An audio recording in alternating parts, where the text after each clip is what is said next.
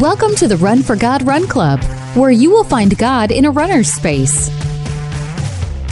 Welcome to the Run for God Run Club. This is your one stop each week to be motivated and inspired to get off the couch and onto the running trail, where you can in turn inspire others to do the same.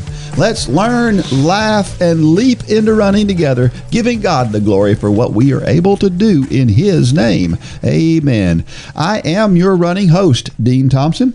Have you ever found yourself at a crossroads and asked, should I even keep running?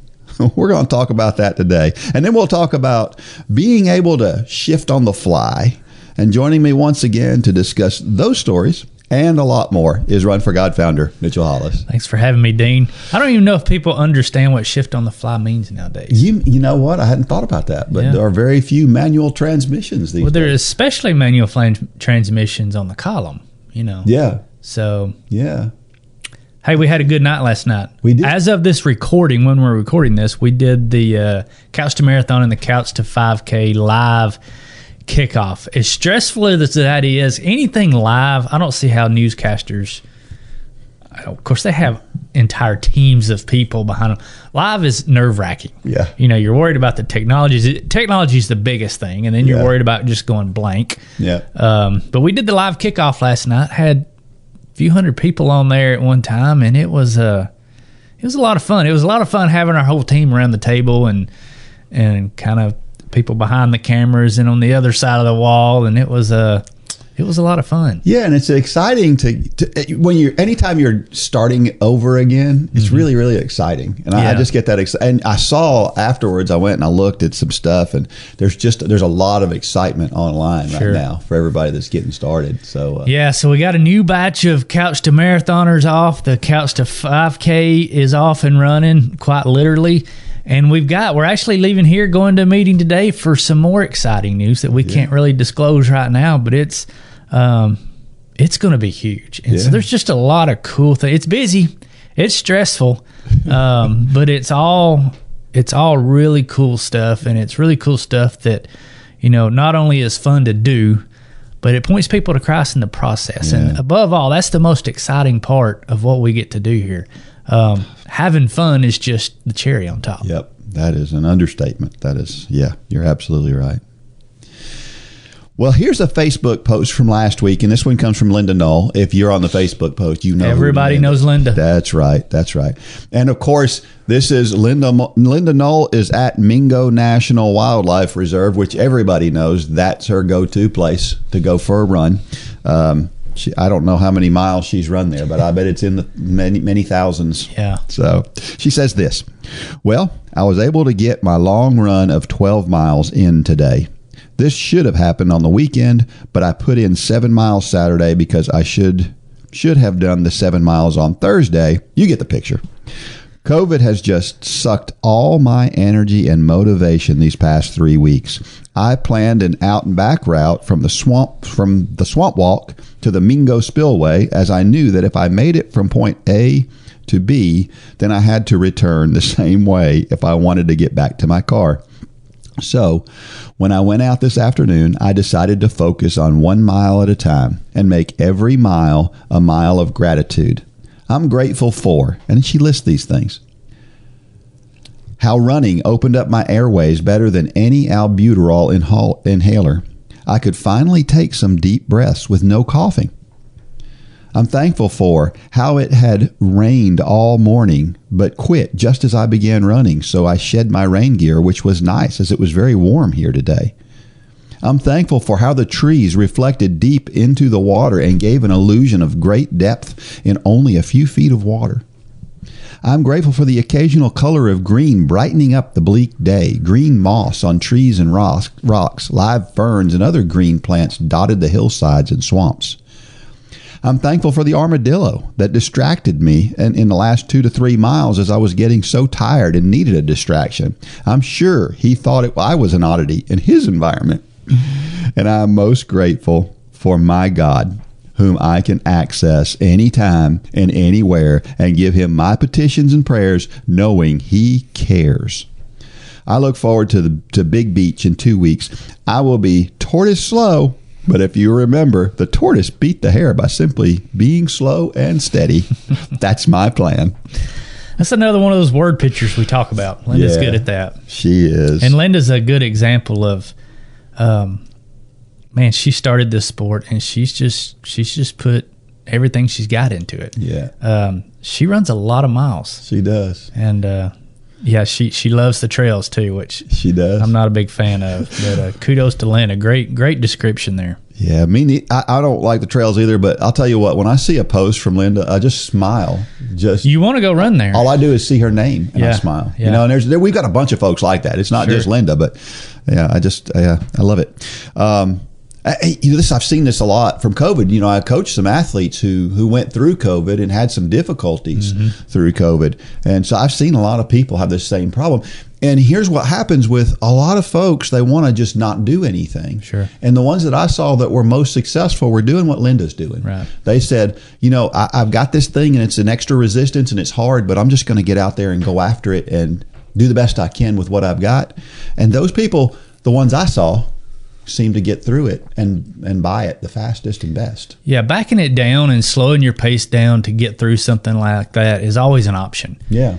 Just don't let stopping be an option. That's right. I mean, go slow, take your time, walk if you have to, but get out there and get it done. That's the most important part. Absolutely. Yeah. And she talks about focusing on 1 mile at a time. That's such good advice whenever things are hard. That's what I do on those days when it's just hard to get out the door and go run. It's just 1 mile. You know, 1 mile. And the trick that she uses here, I use all the time. I do out too. And back. I used it this past weekend. Yeah, it's the best way to do it because the first half is usually not that bad. Yeah. And so if you can just force yourself to get that far away from home and you don't have any choice. Well, and we have around here, you probably do it up in Cohutta, but I do it here on Cleveland Highway. You know, I go out and back on Cleveland Highway, and Cleveland Highway is one of those roads I'm not going to give up. You know, you got 25,000 cars of people coming by you, honking, blowing the horn. We've got all the rednecks here in Whitfield County, so you got to keep a good pace. Otherwise, everybody's going to be talking. That's a good point. That's a good point. Cleveland Highway is a very good accountability tool for me.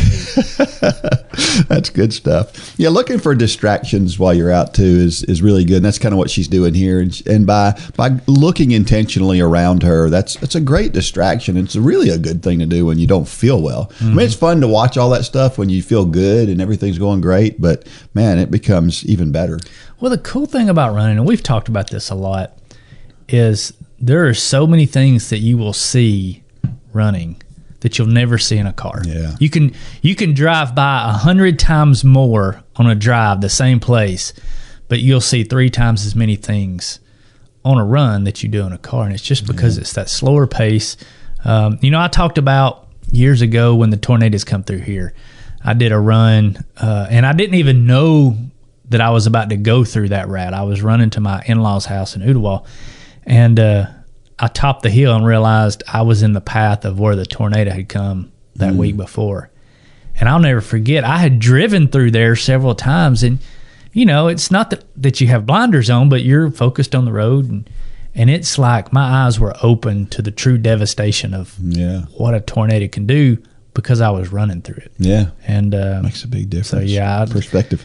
Good description there, Linda, on what to keep in our focus. And my biggest distraction is I like to listen to podcasts or audiobooks or something like that when I'm running, and that keeps you occupied. Right. I don't have any problem running without anything either, but it's killing 2 birds with 1 stone. I say you can't multitask, but that's one multitask thing that you can do effectively. So do you listen to things more than you don't listen to things when you run? I do now. Yeah. I do now. I used to not listen to anything ever. See, I used to listen to stuff always, and now I don't remember the last thing I've listened to something. Isn't that funny? Yeah. We've gone in opposite directions.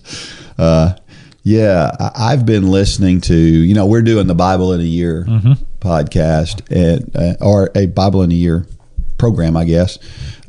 But I've been listening to the Bible in a Year podcast by Father Mike Schmitz. He's a Catholic guy, and that's been so good. Yeah, it's just been fun to listen to him. And I don't know if you've ever heard Mike Schmitz, heard him talk. He has got the most soothing, positives. You know how some people, when they talk, you can tell they're smiling? Mm-hmm. That's him. Yeah. You can tell he's smiling while he's talking, and it just is. It's so uplifting. And so, I need to be distracted sometimes too, or do something to distract myself from the run sometimes. So, yeah. And one other thing, I've seen people that give up in different ways. And again, what she's realizing here is there's value in not giving up. Mm-hmm. Don't forget that. This isn't just a matter of doing and being proud of yourself when you get done. Don't forget there's value in that. Mm-hmm. Not in the actual fight, but just the idea of the fight. There's value in it. And it's awesome. And kudos to her. Yeah, if you do it in your running life, it's going to bleed over to other. I mean, it's just discipline at the end of the day. And the more discipline we have, the more it's going to bleed over to other areas of our life. Yeah. It's not just about running. That's right. Well, we had a trivia question for last week, and the question was, is Forrest Gump a running movie? But we're waiting for responses, and I haven't seen the responses for that question yet because we're kind of a week behind on our podcast as far as when we record versus when they come out. So I don't have those answers to share today, but I'll share them next week. But I have thought about this. I mentioned at the time that I don't really have a dog in this fight. I don't really think about it much, but I got to thinking about it, and this is my thoughts. I mentioned that it's a lot like Die Hard. Is Die Hard a Christmas movie? Mm-hmm. And I never could really answer that one, and that's why this one was, I felt like it was the same question. But really, here's the thing. Watching Die Hard during Christmas makes it a better movie because it's set around Christmas time. And if you watch it in July, it seems weird, right? So it makes it a better movie watching it at Christmas time. I think Forrest Gump is a more interesting and better movie to a runner than it is to somebody who's a non-runner because they kind of understand a little bit. And so I don't know. So I would say that Forrest Gump is a running movie if you're a runner, and it's not a running movie if you're not a runner. So I'm going to say it is a running movie, and I'm going to say it for this reason. If you went to, if you took a poll, if you went to an NFL football game and you polled everybody in the stadium and you got on the microphone and you said, I just went running, and said, what's that from? Everybody would know. That's true. Is that what he says? I just went running? I just felt like running. I just felt like running. Yeah. If you said that and that, everybody would know what you're talking about. That is true. And for that reason, I say, yeah, it falls into the running movie category. Yeah. I mean, he's an ultra marathoner. Yeah.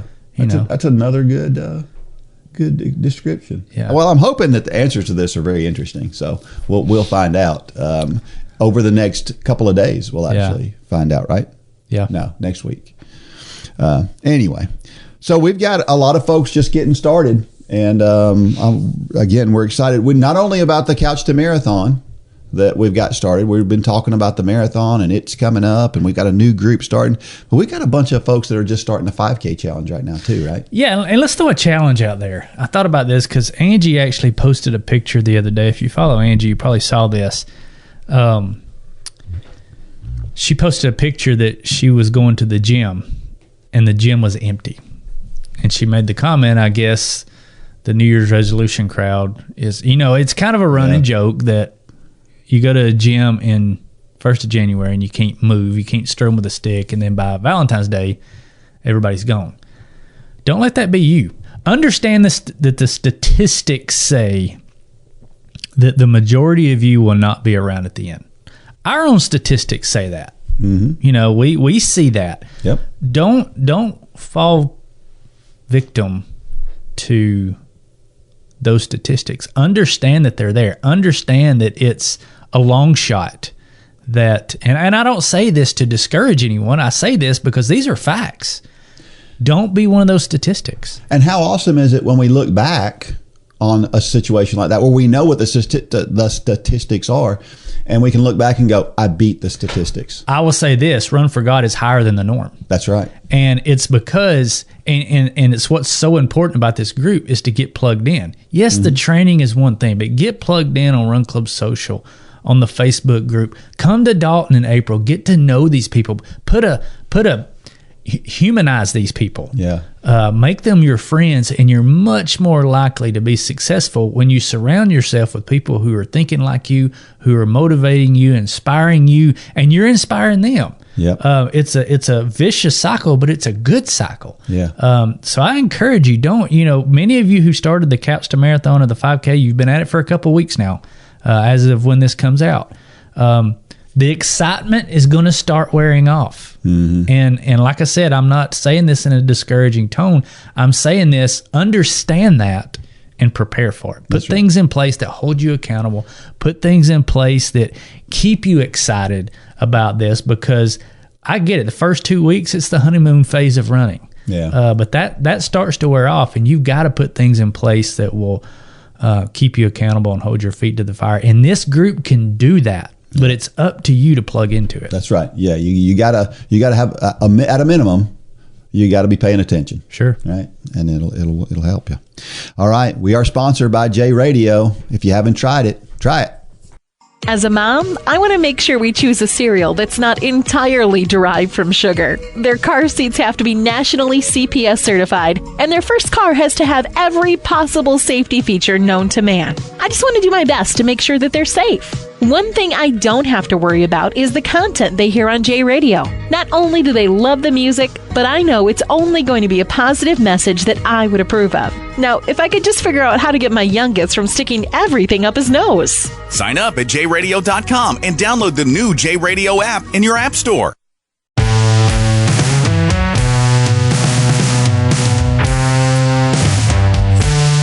All right, we're back. I want to plug our Bible in a Year podcast. It's a podcast. Challenge. I don't know if you call it a challenge, whatever it is. You can start that at any time. So, it was intended to start on January 1st, but you can start that today and start going through it. And it's real simple. All you have to do is be a Run Club member, and you go and you sign up for that challenge, and then every day you'll get a notification that you've got steps today. Right. And you go in there and you listen to it. And most of them are, I think the longest one I've had so far has been 16 minutes. Yeah. So it's 10 to 16 minutes. It's very quick. And I think there's some running tips in there as well. Mm-hmm. And I think it's something that you'll enjoy. And just like you said a minute ago, don't let yourself not follow through and keep going all the way through that thing. Sure. So, and here's the other thing we need. We need stories. And so you've got a story. We talk about it all the time. We've got a few stories where people have sent in, but there's so many more stories out there. Well, we're leaving here. You're actually leaving tomorrow. We're leaving a couple of days after that, but we're headed down to Gulf Shores for the Big Beach Marathon. We got about 100 Run Club members meeting us there, many of which are running their first marathon. Every one of those is a story. Mm-hmm. By the time this comes out, that race is over and you have a story. That's right. You have a story, and we need to hear it. We love getting these stories. I got another great one in that I didn't even share with you. It was sent directly to me. But these are incredible stories of heartache, of triumph. Some of them have everything to do with running. Some of them have nothing to do with running. But they're all incredible. And that's what powers this podcast each week. So we need your stories. Go to the runforgod.com, go down to submit your story, and get to work on that. Absolutely. So I should be inundated with stories, so many that I can't hardly keep up. That's the way it should be at this point. Yep. So you think it's weird that there's such a thing as indoor track? And you think about it, when I was a kid, I remember my mother telling me, don't run in the house. And yet we have indoor places specifically made to run. Does that seem weird? Yeah, I've still never been to one. And I know really in the Southeast there's only one. I think the one Lane goes to in Birmingham. Well, there's more in the Southeast, but that's kind of in our probably area, the closest region. One. Yeah, there's one. There's a few places, but yeah, I was amazed. I saw some pictures from one that he was at. I didn't know that on a lot of them, for most of the time, the track is flat. But before the races, they raise the banks on some of these tracks, don't they? Have you ever seen that? The tracks have banks, but some of them have the ability to let down one side so that they can run the sprints Oh, okay. Through so that maybe area. that's what I saw. Yeah. Lane was saying that they can raise and lower something. Yeah. Yeah, that's the one in Birmingham. That's the way that it works. It's got that side. And most people don't know that most of them are 200 meters and not 400 meters, right? That's right. Yeah. Because if you run a time on an indoor track, chances are you can run it faster on an outdoor track. That's right. Because of the turn. You're always in a turn, basically. Yep. And there are some 300-meter tracks in the country. I've never been on one. I've never even seen one. But there are some 300-meter tracks out there. So those are obviously probably a little bit faster.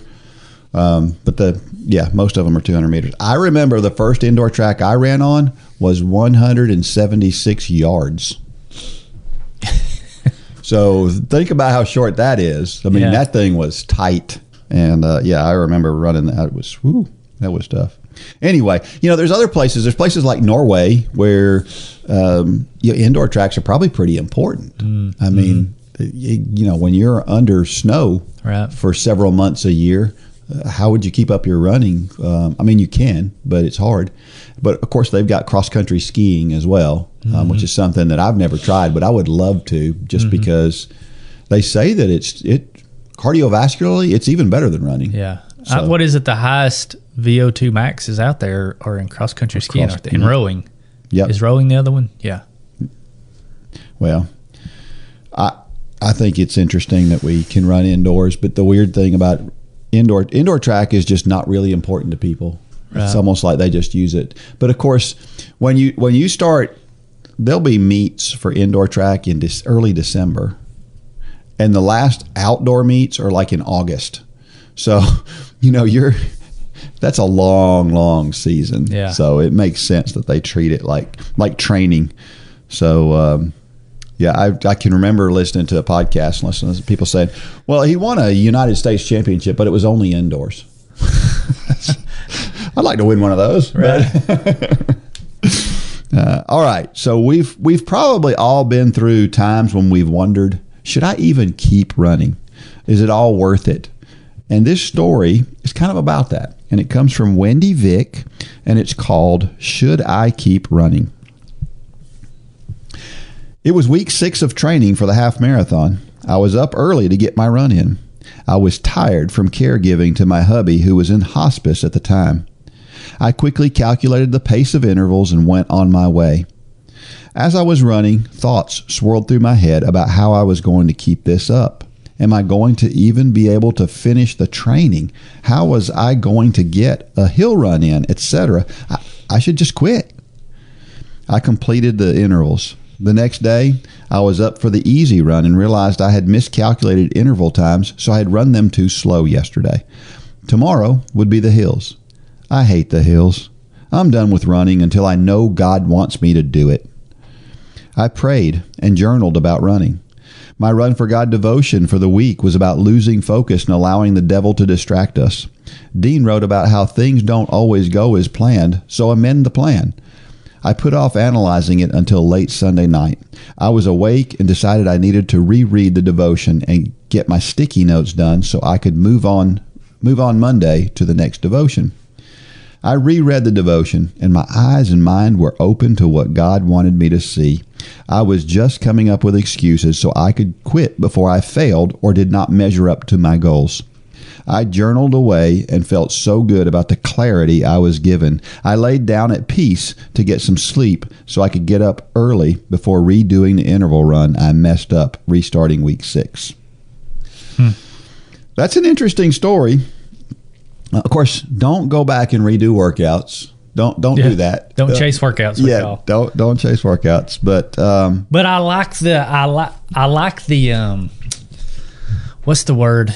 I like the desire to do it. Mm-hmm. I do like that. I messed that up, and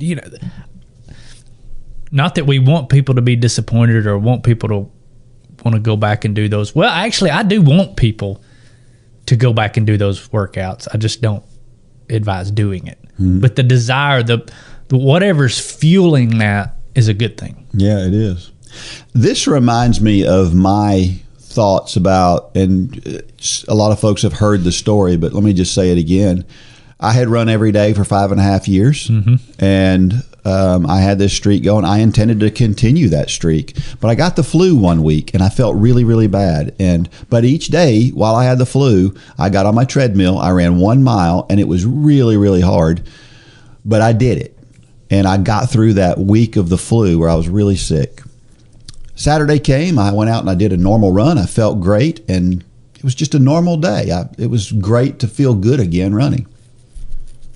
Sunday, I was out in the yard doing some yard work, and it's a normal day. Monday morning, 4 o'clock in the morning, all of a sudden my eyes opened up and I realized, oh my goodness, I forgot to run yesterday. And it's like a panic feeling at first. Yeah. It's like, oh my gosh, what am I going to do? And it was really, really an anxious feeling. And so I thought about all these things that I could do to make it right. To justify it. But there was no way to make it right. Yeah. Right? So I laid there and I did the same thing Wendy did here. I said, okay, God, what are you trying to tell me? And so God's answer to me, just like in Wendy's case, was so clear. God said, listen, I know sometimes you feel like you place running too high on your priority list. If you can forget to run, it clearly is not too high on your priority list. And I thought, that made me feel so good. And so to this day, I have run every day for 11 and a half years, except one. And I'm thankful for that day. Mm-hmm. Now, I'm probably the only person on the planet Earth who's run every day except one. For the last 11 and a half years. There's a lot of people who have run every day, yeah, but very few people who have lost or missed one day. So, because the temptation is, well, I missed one day, I might as well quit. That's right, and that's where I was getting to. Yeah, that's right, and because that ran through my mind. Well, it's over now. I don't have to. Now there's no pressure in keeping it up, right? But that's not what I did, and it's because God was real clear in His communication with me. It was pretty cool, and it's really cool when God reveals something to us like this. The problem comes when we really do have something that we need to quit. Mm-hmm. Because God does direct us sometimes to quit doing something, mm-hmm. right? And so when God is actually telling us to quit doing something, it probably feels a lot like those times when He's not telling us to quit doing something and it's the evil one in our head. And that's why it's so important that our relationship with Christ be close enough that we can hear Him. Sure. Right? How about this scripture? Be alert and of sober mind. Your enemy, the devil, prowls around like a roaring lion looking for someone to devour. That's 1 Peter 5:8, of course. And she says, I was not alert. I was tired and losing my focus in my circumstances, making me easy prey for the devil. This just goes right along with what I said a little bit earlier, that I think one of the problems with society today is we tend to stick our head in the sand. We don't admit, just like I said, that if you're on the Couch to Marathon plan right now, it's been a couple of weeks since you started, understand that the honeymoon period is going to end. Mm-hmm. We need to be honest with ourselves. We need to be honest that the devil is out there prowling around. We need to, it's up to us. It's not up to anyone else. It's not up to me and you as the coaches. It's not up to family members. It's up to you to put things into place and to be honest with yourself, because so many times quitting is not the word that we use. She used the word up in the very first paragraph, I should just quit. Wendy did. That's not usually what we say. No. We find some other reason. Yeah. We find a justification or a reason. Well, all of a sudden it's become bad for my knees, or all these things we will use to justify quitting. And I'm going to step out of limb and say, when that happens, we get a month or two down the road and we always regret it. Yeah. Be honest with yourself. If you're, I tend to give myself those pep talks, and sometimes those can be pretty harsh. When I'm on a run and I'm wanting to just stop, I'll just give myself the once over, because that's up to me. And we need to learn to do that. We need to learn to be honest about our surroundings, because the world surrounding us is not cheering us on. Mm-hmm. The world surrounding us is saying, quit. The devil's out there. He's roaming about like a roaring lion, just like this scripture says. And those around us many times are hoping that we fail. Yeah. And that's why it's so important to find atmospheres like Run Club where people are truly cheering you on, and you've got to surround yourself with people like that. But a lot of times we don't, and ultimately it's our demise in whatever we're trying to do. Yep, that's true. You know, the answer to what we do, what we should do, is right after this, because the next verse says, resist him and be firm in the faith, knowing that the same sufferings are being experienced by your fellow believers throughout the world. This is something that I've always subscribed to. I always look around and I see that somebody else is doing that thing that I need to do. And I always look at it and go, well, if they can do it, I can too. You know, our Run Club is full of people who are supporting one another and cheering each other on. And we should all look outside of ourselves for that kind of motivation sometimes, because we can get good motivation from that. I mean, for me, it's real simple. If you ask me, can I run 100 miles? I've never done it before. I can do it though. I know I can do it. You know why I know I can do it? Because other people have done it. Yeah. And it's just, it really is that simple. But that's something that's hard for some people to, I don't know what it is that gets us disconnected from reality. Well, that's the devil's number one tool, is to silence us. Yeah. You know, we've said it on here before. If you're struggling here and you don't have a local class or something like that, get on the Facebook group and say, look, I'm struggling. I have this going on, this going on, this going on. And guess what? That post is going to be flooded with encouragement. I've seen it happen. Oh, yeah, and you're going to start to read people's comments on there that, oh, they're dealing with the same thing. But the devil don't want that. The devil wants you to think, I'm the only one that has ever in the history of the world struggled with what I'm dealing with right now. And he wants to silence you and ultimately discourage you. Yeah. And that's what will happen. Yep. I'm telling you, that will happen unless you take steps to make that not able to happen. You know, surrounding yourselves, getting in the Word, praying to God. God, help me in this situation. Bring people along beside me, and He'll do that. And here's what you're doing. When you do that, you're leaving a door open. We get tired. We get, we're discouraged, whatever it is. We're leaving a door open for the evil one to come through that door and attack us. What you're doing when you're getting on that Facebook page, when you're reading the scriptures, when you're praying, you are closing that door. You are slamming that door in his face. And here's the question. What is your default? Is your default to keep that door open, or is and go, I want, and kind of negotiate with the devil? Or is your first thought, as soon as things get hard, slam that door shut by picking up your Bible, by calling a friend who you know is going to encourage you, whatever it takes? Well, I know Louis Giglio's got a book where he talks about this, and I want to get this book, but but I've heard this phrase before: don't give the devil a seat at your table. And that's what we do. So many times we get discouraged. We open the door and we're like, devil, come on in. Yeah. I want to hear what you've got to say. Well, guess what? What he's got to say is not in your best interest. It never is. It's usually the easiest thing. But it's never. Am I clear? It's never the best thing for you. But so many times we open the door and we say, come on in, devil. I want to hear what you've got to say. Why do we do that? I do it. You do it. We all do it. But we've got to understand the first step in getting past that is understand that that's actually what we're doing. And when you start thinking, well, is running really for me? You've opened the door and you said, devil, come on in. Because the devil's going to say, no, it's bad for your knees. Anything to discourage us, anything to get us on the couch and to get us into that vicious cycle of doing life, of monotony. That's what he wants, because that pulls us away from Christ. Yep. And that leads right into this next scripture. If any of you lacks wisdom, you should ask God, who gives generously to all without finding fault, and it will be given to you. That's James 1:5. And she says, I prayed and journaled looking for insight into what I should do. A lot of times we don't have encouragement because, again, we don't look for it. We don't ask for it. But if we'll ask God for that, he will give us what we need, right?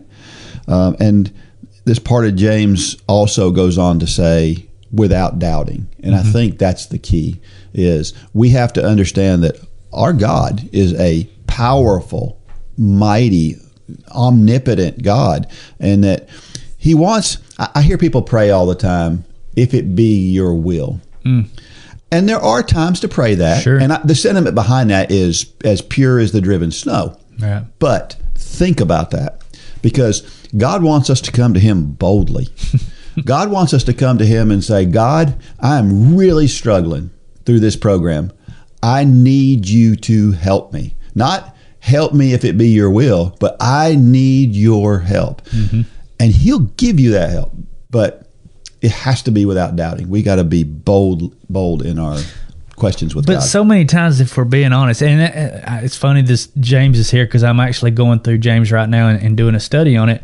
But and this is why I remember this book on Louis Giglio, because I reference this in what I'm working on.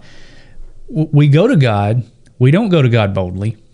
We go to God, if it's your will, just like you said. And it's because we're putting that one hand out to God, but we're over here with the devil, and we're going to take these two. How many times have somebody come up and ask your opinion on something, or ask for your advice on something, and you know as soon as you give them the advice, you're just one of many that they're trying to get. They're getting yours. They're going to get this one. And you know the minute they walk out the door, they're not going to listen to a word I said, because what I said is the right way, but it's not the easy way. Yeah. And they're looking. And so many times we go to God. Meanwhile, the devil's sitting at our kitchen table, and we're going to hear what God's got to say, and we're going to turn around, we're going to compare notes with what the devil told us. What the devil told us is always going to be easier in the short term, but in the long term, it's usually disastrous. And so, yeah, you're right. In James 1 here, it says, come to God boldly. Don't be tossed to and fro like a ship in the ocean. Come to him boldly and ask for wisdom, and it will be given to you. Yep. But so many times, if we're being honest, we don't really want it. Yep. But doing hard things is always the best way. Absolutely. Isaiah 48:17 says, this is what the Lord says, your Redeemer, the Holy One of Israel. I am the Lord your God, who teaches you what is best for you, who directs you in the way you should go. She goes on to say, my prayers were answered with the clarity and wisdom to keep running, especially if I am doing it to honor God. Again, we just love it when God answers a request that we have so obviously and so directly. Sometimes we're not sure. But here's the thing. I've been in situations where I feel like God has directed me to do something, and then I go and I do it, and it's not successful, and it doesn't work out good. And I'm thinking, God, I felt so sure that you had me in this area doing this thing, and yet it doesn't seem like it's being blessed, right? Or it doesn't seem to be fruitful, or it doesn't seem like I'm wasting my time, or what, whatever the way you want to describe it. But then you find out a week later that something you did doing that thing paid dividends somewhere where you never knew about it. And that is so often that God uses us in ways and for things that when we're convinced that God is using us for a reason, he probably is. It's just probably not the same way that we think it should be. And when it doesn't turn out that way, we think we failed, or we think that God's let us down, and that's just not true. And most of the time, if we can ever look back, and sometimes we never know. Sometimes we do something. I've had people come back to me years later and say, I had a guy call me on the phone one time. I had a conversation. He was just starting running. He asked me some questions, and I said, well, this might be a good goal for you. And it was just kind of here's a suggestion, like, I don't know, it was 3 to 5 years later. This guy calls me back and says, you really inspired me on that phone call, and I just did what you told me you thought I could do. And it's like, I never thought about it again. And there's so many things out there like that, where you go out there, and if you're doing stuff for God and with him at the front of your mind and him as your motivation for what you're doing, I'll bet you on the back end, there's somebody being blessed by it. Yeah, I mean, I think about George Williams' story. And at the race, sometimes God will use our weaknesses to bring glory and honor to himself. He'll use our lack of patience, like he did with me that day. I said something at the beginning of a race, and I won't go into the whole story, but I just had a bad attitude about it. Well, come to find out, it was the way that I said something, and honestly, my self-pity, I just didn't want to be doing what I was doing at the time, but God used that, the clarity and how is it my wife says sometimes? She said, it's not always what you say, it's the tone you use. Yeah. God used that in that circumstance, because the tone that I used was what one specific person in the crowd needed to hear, and it brought him to the foot of the cross. Not by what I said, because I wasn't even wanting to be there. But God used that. And in the meantime, right after you said that, you were beating yourself up. Oh, I blew it. You know, I was talking about getting hit by a transfer truck while I'm sending 500 runners out on the highway. But God knew what he was doing, and I had no clue what he was doing. That's right. And that's what we need to understand is God is sovereign. God is all-knowing. God knows what he's doing, and his answers are always right. And we don't need to have the devil sitting at our kitchen table behind us while we're asking for God's advice, because his word is clear. You're not going to get it. If that's your posture, which so many times it is, mine, I'll admit it. A lot of times I've got the door cracked open. We need to shut that door tight. And then go get on our knees before holy God, and he will give you the wisdom. His word is clear in James. Amen. First question, what makes running worthwhile to you? Did you ask God if this is the path you should be on? You know, this question is really super easy for me, because God gave me a talent for running, and I knew it when I was a little kid.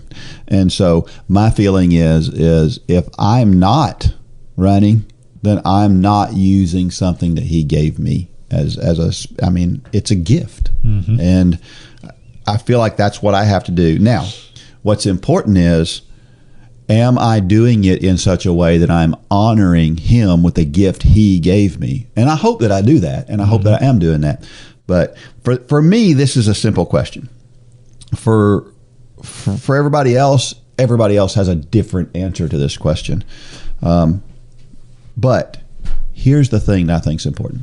You need to know the answer to that question. I think this is such an important question, because when you're struggling, here's what keeps me going is my running talent leads me to be competitive, and that competitiveness drives me. So my thoughts are, I don't really want to get out there and run, but then my next thought is, well, if I don't get out there and run, that guy who I'm chasing from California, who I'm going to beat next time I race against him, well, he's going to run today. Yeah. So I need to get out. That motivates me, right? Yeah.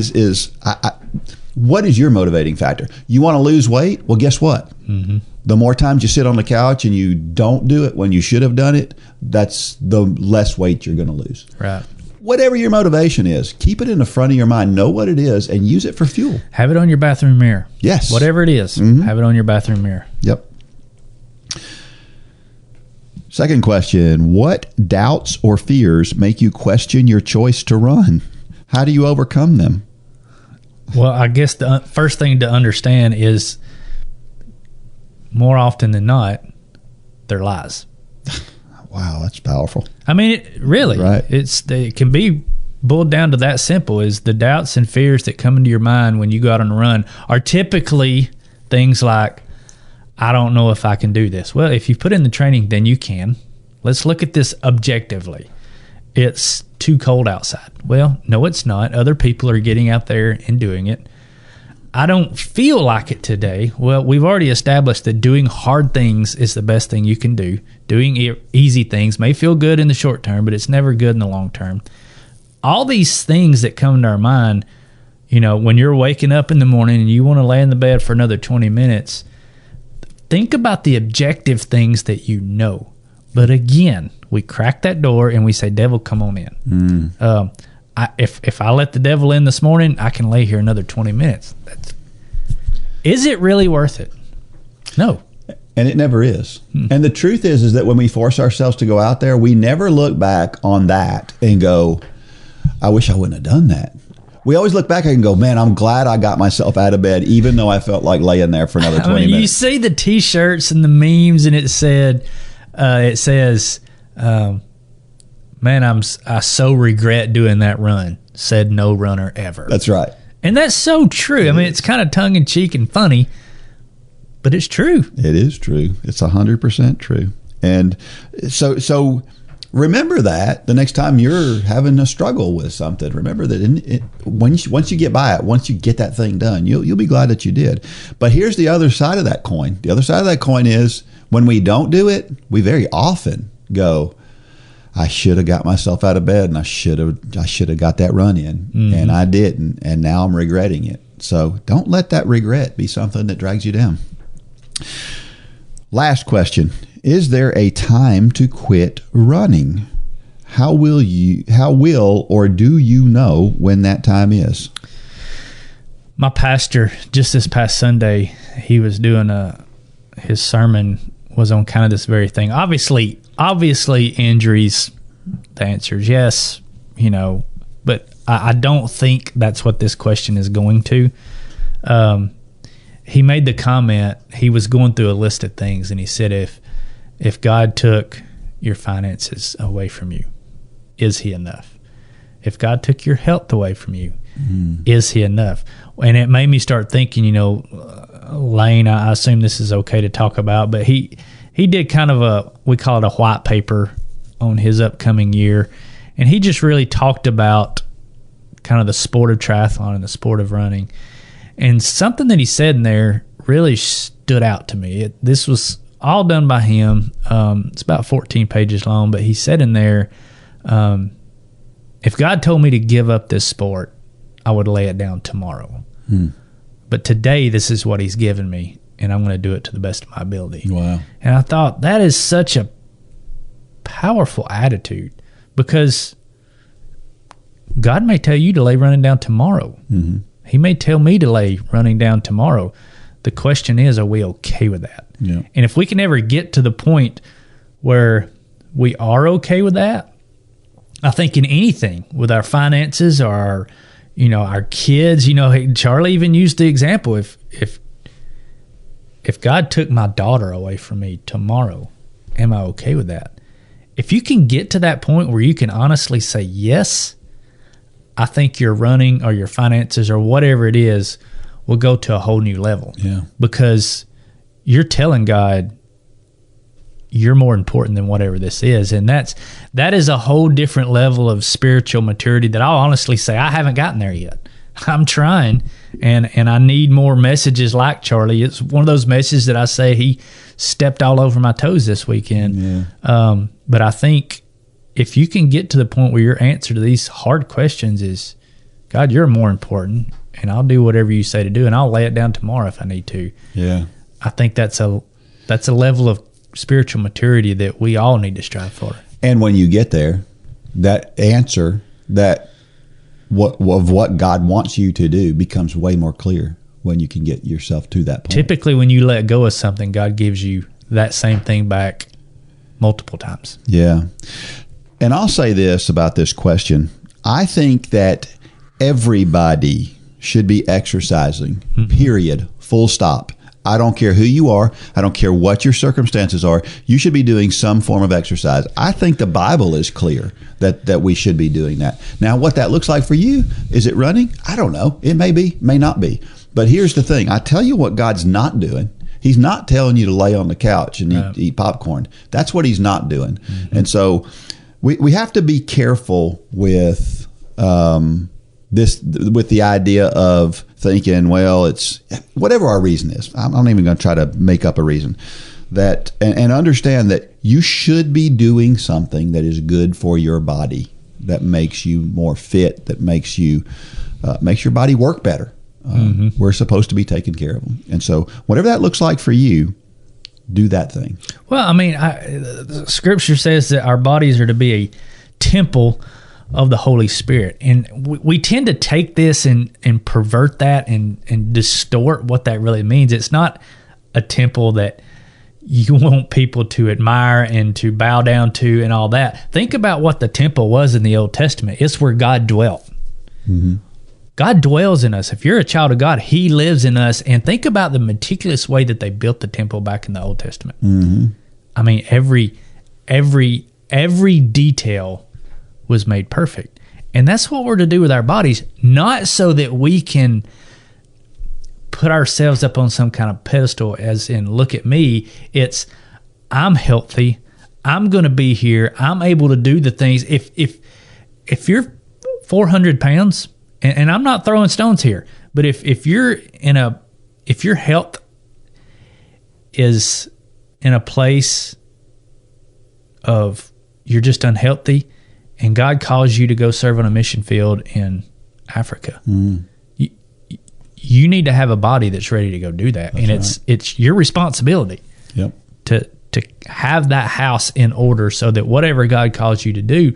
But there are lots of people out there who couldn't go do that. Mm-hmm. And it's because of their health, and they've allowed this to happen. And I know this sounds harsh, but again, at the end of the day, it's personal responsibility. It's our responsibility to take charge of our health. You know, I don't even know if I've said on this podcast, but the week after Christmas, I went and got my labs done. And, you know, we've talked about smoked meats on here a lot. My smoker has a padlock on it now. I mean, and it's because it's my responsibility. I have cholesterol that was getting near that danger zone, and God spoke to my spirit and said, you need to make some changes. And I'm going to do everything in my power to make the changes. Because why? Because you're not going to do it for me. That's right. My wife's not going to do it for me. The doctors aren't going to do it for me. I have to do it. It's personal responsibility. Get out there and get moving. Yeah. I think about it from this standpoint. I think about a car, right? Okay, so what do we want out of our car? A lot of us want, we want to have a nice car. We want to keep it clean. We want something that's fancy, that turns heads and that kind of thing. But in the end, what we really want is a car that gets us where we want to go. Now, which would you rather have? Would you rather have this beautiful Corvette that is everybody looks at when you drive by, but it breaks down once every 2 weeks, or a 97 Maxima? Yeah, a 97 Maxima that is very reliable. Every time you turn the key, it goes, and it's never, ever a problem. Which one do you want? Yeah. And the truth is with our bodies, we should definitely want the latter and not the former. But what we do a lot of times is we put a lot of stuff on the outside, trying to make it look better, when on the inside it's broken. And that'll preach. Yeah, and we got to be careful with that. We need to be paying attention to how our car runs, not what our car looks like. Now, I'm not saying we shouldn't take care of ourselves, and there's nothing wrong with being nice and trying to look your best. Right. But focus on the inside first, because it's more important. Sure. Do you struggle with motivation to exercise? Are you looking for something that will challenge you and inspire and motivate you? The Run for God Run Club is just what you need to get off the couch and on your way to a fitter, healthier you. Stop trying to get into better shape and do it with the help and inspiration of thousands of others who are going through the same challenges you face. Whether you are participating in the Couch to Marathon Challenge or any of our other challenges, or you're just looking for a daily pick-me-up to get active, join the Run for God Run Club today. You can join for as little as 27 cents a day. So what are you waiting for? Get started today at runforgod.com.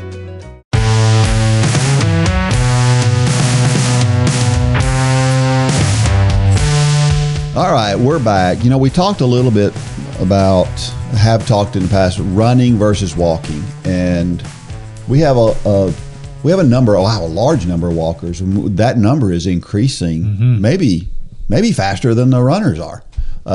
We have a lot of folks who are coming here and they're just focused on walking, and understand that walking is not a poor man's running. It's not it's thing not a you lesser do if than. you can't run. Right. That's right. It's that walking is just different. So, but I started thinking about speed walking, and speed walking is something that we very rarely see. You see it in the Olympics. It's about the only time I ever see it. Mm-hmm. I've seen it on some track meets, but very, very few track meets have it.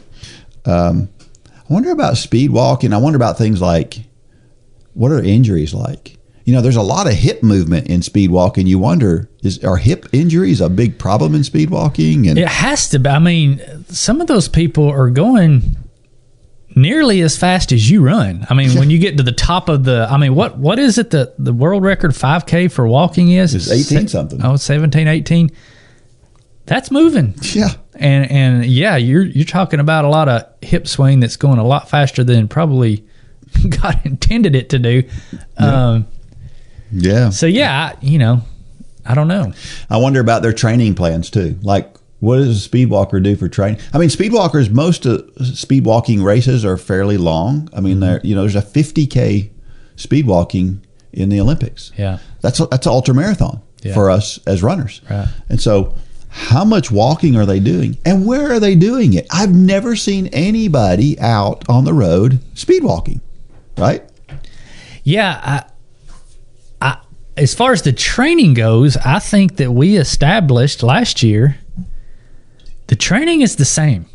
Well, I did the same exact training that the Couch to Marathon folks are doing right now for running. Yeah. I did it walking, and we, just last night we had the live kickoff, and we said, everybody wants their own training plan for walking, and we have that. You can go and download the training plan, but at the end of the day, it's the exact same, except the only difference in the walking plan and the running plan is when we say run, you walk faster. Yep. And the variation of intensities is what's the most important part. And you can become much more physically fit and faster by simply varying your pace. Because honestly, Gay said it on here last night. Miss Gay that works with us, she can walk faster than she can run. Mm-hmm. And I think there's quite a few people that fit into that category. Yeah.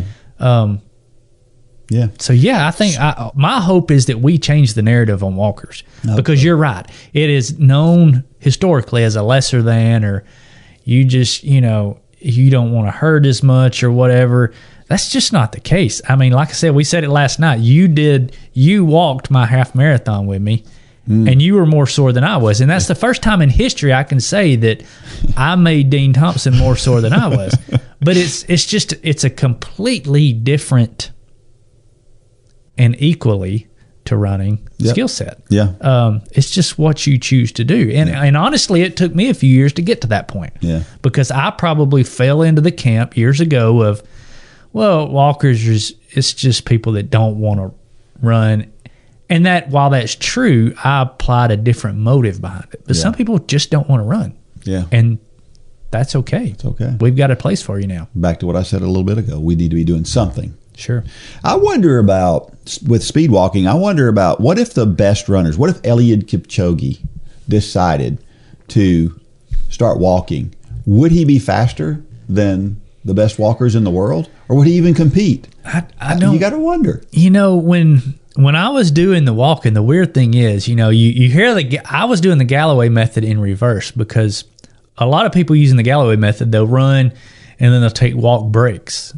And it just, in that program, it kind of helps whatever. But when I was walking, especially when I was doing like 10, 11, 12 miles, it felt good to take running breaks. Yeah. Because that, I don't know how to explain it other than it felt good every now and then just to drop it down to 8 or 10 minute pace and stride. You kind of stretch everything out, and it felt good because you get done walking 10, 11, 12, 20 miles or whatever, you need stretched out. That's interesting. You do. Yeah. Because in running, you've got a long stride. You're stretching out basically every stride. With walking, you're not doing that. That's right. So it feels good to run. Yeah, that's cool. All right. Well, it is a time for Dean's Thoughts, and that is a time when I share something that I've written about the intersection between running and faith. So what happens when you have to adapt on the fly? Do you get frazzled, or do you handle it well? Little of both. My wife would say I get frazzled. I tend to think I handle it pretty well. She's probably right. Well, This one is called Adept at Adaptation. I remember the gas lines of the late 1970s. People lined up around blocks to get gasoline because it was being rationed and you could only go on certain days. When your regular station supply ran out, you had to find it somewhere else. The trick was to do it before you ran out of gas. And in the late 1970s, fuel efficiency was not really a thing. So we had to adapt to the economics of the day. Animals who live outdoors must adapt in a drought. Maybe the water source of choice dries up and they have to search for water elsewhere. If they don't adapt, it could mean the end of their life, quite literally. In that case, adaptation is crucial. If you were born, as comedian Emo Phillips puts it, at a more comfortable distance to the apocalypse, you are all too familiar with the way your body changes as you get older. Like a car with many miles on it, our bodily systems become less efficient over time and more prone to breakdown. Our bodies simply cannot recover nearly as fast as they did when we were young tykes. There was a time when I could sprint up and down a field all day long and barely feel it the next day. If I do it today, it's difficult to walk tomorrow. Stressing your body at an older age means having to wait longer until the next intense activity. Some learn it by listening to smart people. Others use the more popular avenue, experience. We adapt or we pay heavy consequences. If you're a runner or a walker, you have probably had a time when you've had to adapt because of an injury. Even the slightest problem could require us to change our training. It is really no different than a scheduling conflict. We handle those all the time, and it's usually not a big deal. But when it comes to our exercise, some of us tend to make a bigger deal of things than we need to. We simply need to adapt and move on. A last-minute meeting is scheduled at work tomorrow evening at the time that you normally run or walk. Well, get up early and run. The next day, go back to your regular schedule. You miss a workout because your daughter has an emergency. It happens. But just do the workout the next day. We could apply this to so many aspects of running or walking and our health. For that matter, we can apply it to almost everything we do. God has told us through Scripture that we are going to have obstacles. He tells us to look forward to those obstacles in the book of James. Things will get in our way of being what God wants us to be. You may be faced with a choice of whether to stand up for Christ in your local community or on your job. Be ready for those occasions when they come. Because make no mistake, they are coming. Adapt to those situations in a way that does not compromise who God is. Become a professional at adaptation. Instead of trying to avoid change, embrace it. Instead of being afraid to go outside your comfort zone, look for opportunities to do so. When you do, you'll find that you're much better at adapting when you have no choice. When the gas lines get long, you'll be ready for them. And when someone asks you to compromise with God, you'll be able to stand up and stand for God. Become adept at adaptation, and you'll even see your stress level go down. That's a good word, Dean. Yeah, you asked the question at the outset, am I good about what? How did you ask that? What happens when you have to adapt on the fly? Do you get frazzled or do you handle it well? I think many times I don't handle it well because I could get bit by saying this. Because I don't think it happens a lot because I'm a planner. Yeah. And I plan on things going wrong. You can definitely ask Holly this. I plan for the worst case scenario, knowing that chances are it's not going to happen, but I plan on that a lot. So when something does go off the rails, I'm extra upset because I'm one of those people that say, oh, you should have planned for that. And I make a note and it's not going to happen again. So, yeah, you're pretty good at that. I'm looking at this from, I'm in charge of the production at our church. Now, I hate to use the word production. That sounds so, I don't like it. But the audio and the video and the stuff that goes through on our service to make that service come together and be pleasing to the eye and to the ear. And it never... We talk about it on usually about Wednesday. We talk about what we're going to do for Sunday, and there's we've decided this is what we're going to do. it almost never is what we're going to do. By the time Sunday gets here, song choices change. Somebody gets sick and can't sing. The words to a song, we're going to cut out a stanza, or there's always something that changes. And then at the last minute, there's always somebody that comes by and says, hey, can you just throw this in? And you got 2 minutes to get that thing in there. And there's some pressure to all of that stuff changing. But you get good at it after a while, and you get way calmer about it. And the same thing happens with our running and our exercise in general. Is the more you overcome those things, because it would be easy for me to go, you know what, we've already planned the service out. We're not putting that last minute thing in there. We'll do it next week. But we don't do that, right? We go ahead and we adapt and we do it. And we should do the same thing with running. Instead of getting all frazzled and worked up, or just go, well, I can't do it now, so I might as well I'll do it next year, or do it next week, or whatever. Just figure out a way to do the best you can with what you have. Yeah, and move on. It's funny you talk about sound. I run sound a lot, probably 90% of the time at my church. And we have practice on Wednesday night. That's when the band and the praise team is all there in the choir. And we had a guy that came in to kind of help us with some of the stuff that I don't understand. Once it gets past that board, I'm clueless. I can run those slides. I can make it sound good, but there's some things that I can't even make sound good if the speakers aren't tuned right or whatever. Anyway, so this guy's like a professional production guy. He does like concerts and things like that. He's a sound engineer.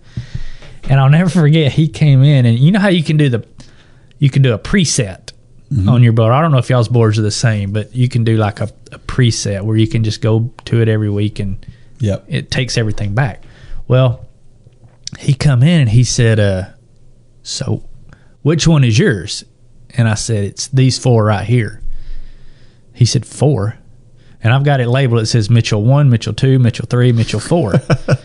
He said, why do you have 4 presets? I said, because we do 4 songs every Sunday.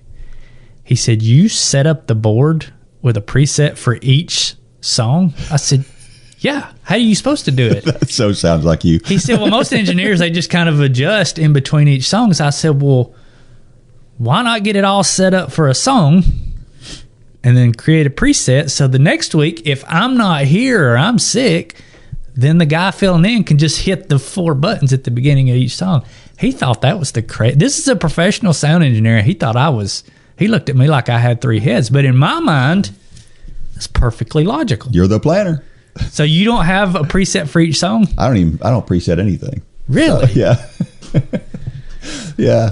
So, so I'm the weird guy. Well, I don't know if you're the weird guy. I think that's better prepared. It really is better prepared. So I think that's awesome. But then on Sunday morning when they change songs last minute, it just throws me in a tailspin. I'm like, we got to practice it. Everybody needs to get here at 7:30 if you're going to change that. We need to. And see, for me, that's like, okay, we changed that. We'll no big deal. Yeah, it's not a big deal. We're so different. Yeah, we are. But you know what? I think that God wants to see how we react to those things, right? Do we snap at somebody because they're asking us to make a last minute change? You got that person. There's always that person. There's always the me trying to get with you, right? Right? I mean, it really is. I'm sure there's times I frustrate you because I'm not ready for something.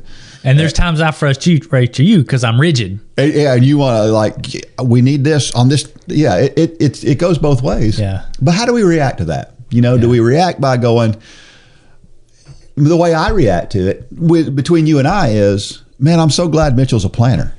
Because that helps us so many times and helps me very often. Because you know how I am about stuff and you'll remind me about stuff. Sometimes I didn't need the reminder, but sometimes I did. And I'm so appreciative for that.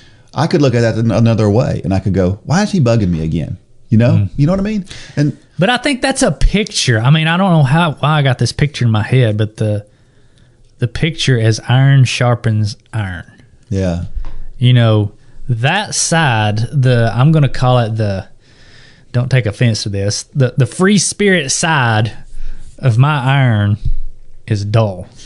and the rigidness planning side of your iron is dull. But the more we hang out together, I'm not going to use the word free spirit. The more relaxed I can, because I see that in you, and I think sometimes when I get frustrated, I guess this is what old age helps me with. I see it, where when I was younger, I didn't see it. I just thought everybody was wrong. Now, I still get frustrated, but I guess God has kind of pulled the veil back, and he's allowing me to see it. So when I'm in it, sometimes I realize, Mitchell, you're being a jerk. Just shut your mouth. And God has given me the strength to do that more and more now. Now, sometimes even God's hand over my mouth doesn't help sometimes, but it's getting better. And I think in the same way, he does that for you. And that's just a true picture of, we don't need to surround ourselves with people that are just like us. Yeah. That would just be boring. Yeah. You need to surround yourself who have the same goals as you, but do it in a different way. Yeah. And that's where I think a lot of problems in our churches have come. We get so, music especially, well, this is the way it's always been. Well, that doesn't mean that's the way it always needs to be. Yeah. On the things that aren't important. Now, the gospel, yes. If your pastor starts to deviate from that, then get rid of him. Yeah. But if it's song choice, yeah, and both of them are singing about Jesus, then get over yourself. Yep. I'm saying that to me, but I'm sure there's other people that need to hear it. For sure. Because that's the way I am. If it was up to me, we'd be singing, 5-part harmony Southern gospel every single Sunday at my church. But it's not about me.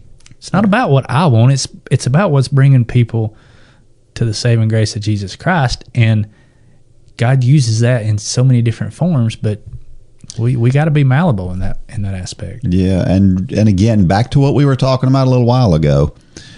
Don't let Satan get in between you, because that's what happens. If he's the one, he's trying to throw up these things, and he's trying to get you frustrated with things, and that's what we have to realize, that's what it is. It's him attacking us and wanting us to not have a good relationship with God. And the scripture, he walks around like a roaring lion. He's like a lion. He's not a lion. He is not a lion. He's like one. He's an imitator. He's not the real thing. And we have the most powerful defense to it we could ever have. The closer we are to God, the easier it is for me, when the closer I am to God, the easier it is for me when that person who frustrates me comes to me, the easier it is for me to go, okay, we'll figure it out. We'll get it done. That's the important thing. While you're working hard to keep your body in shape physically, the music you listen to while you run can help keep you in shape spiritually. We've partnered with J Radio to put together a group of running playlists by Dean, Lane, Holly, myself, and others that you hear here on the Run for God podcast. Plus, you can listen to a playlist put together by members of Run Club just like you. Check out the whole station of Run for God playlist at jradio.com and in the J Radio app.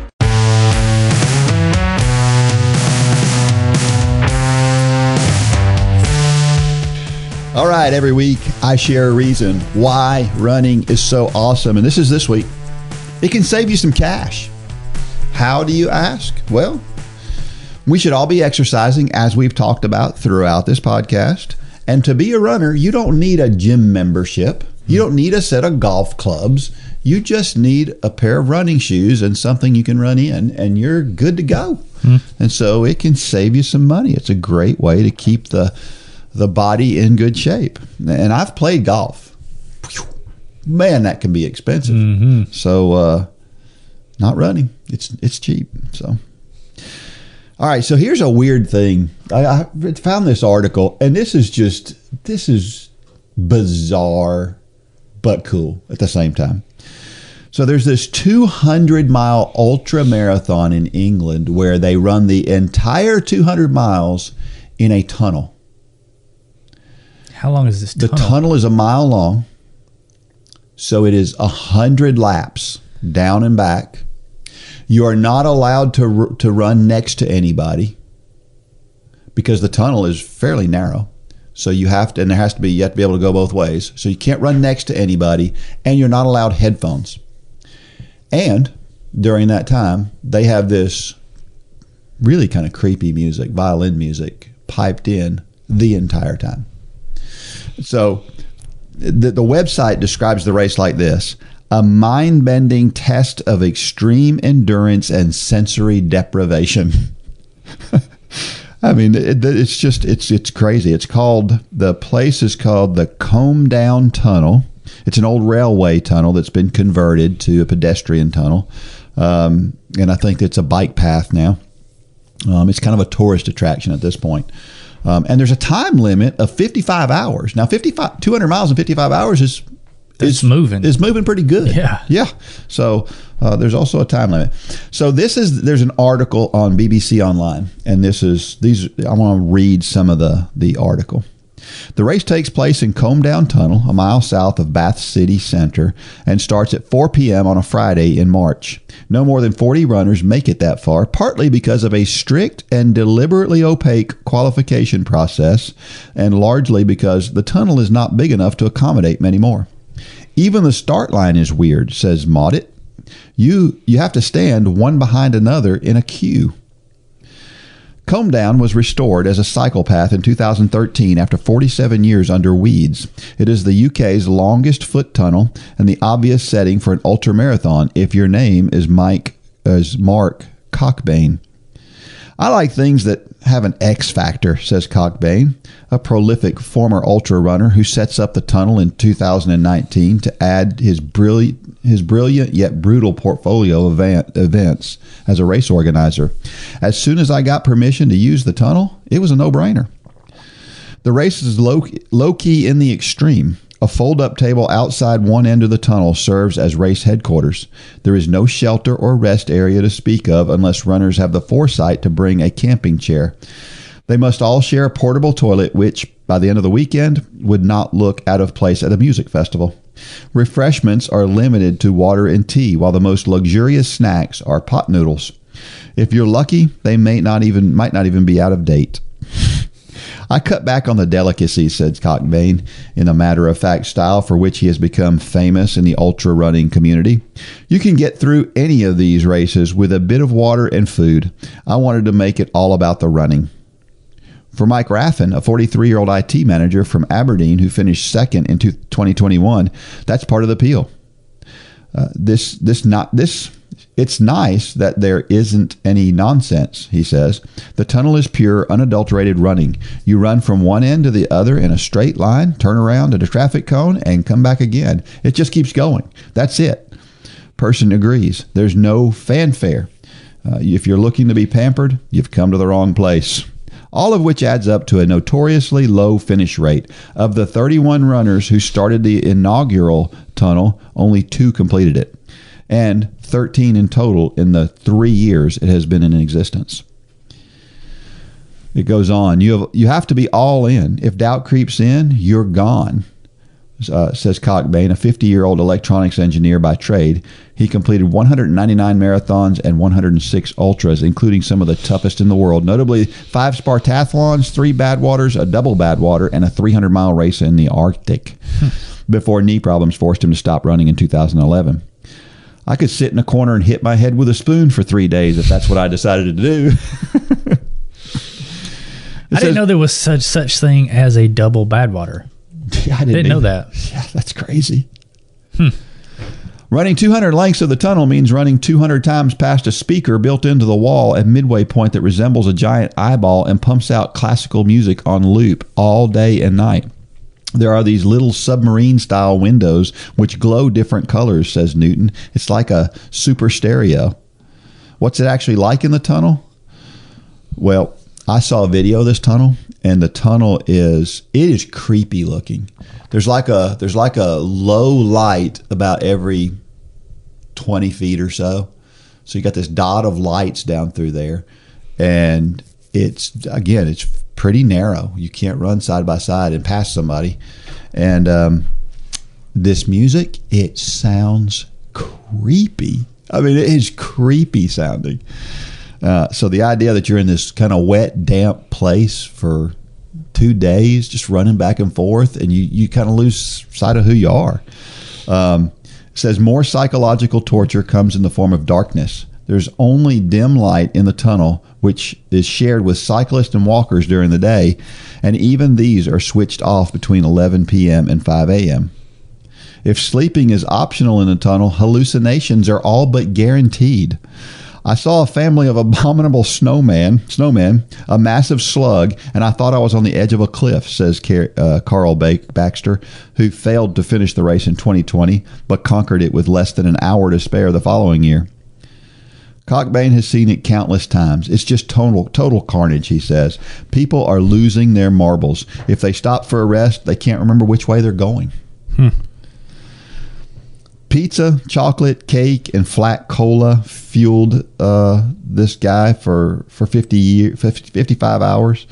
There's all sorts of different menu items and people eating different things, and it's just like a typical. I guess that's kind of a typical for. You got to have a few screws loose. You do to do this race. Yep. Yeah. And he says, this guy says, he's 56 years old. He says, you have to go in with 1,000 determination to finish it. And this was the only female to ever finish it.